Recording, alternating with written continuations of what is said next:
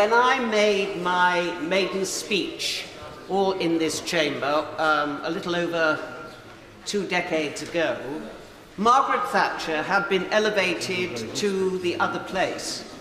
But Thatcherism was still wreaking, as it had wreaked for the previous decade, the most heinous social, economic and spiritual damage upon this country, upon my constituency and my constituents. Everything I had been taught to regard as a vice, and I still regard them as vices, under Thatcherism was in fact a virtue. Greed, selfishness, no care for the weaker, sharp elbows, sharp knees, they were the way forward. We've heard much over and will continue to hear over the next week of the barriers that were broken down by Thatcherism, the establishment that was destroyed. We can't take it. What we actually saw, the word that has been circling around with stars around it, is that she created an aspirational society.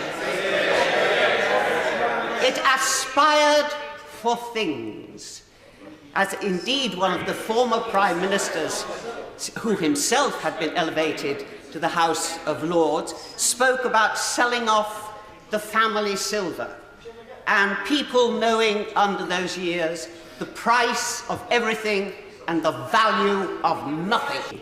My honourable friend from Hackney referred to the fact that although she had differed with Lady Thatcher in her policies, she felt duty-bound to come to pay tribute to the first woman Prime Minister this country had produced. I am a generation who was raised by women. The men had all gone to war to defend our freedoms.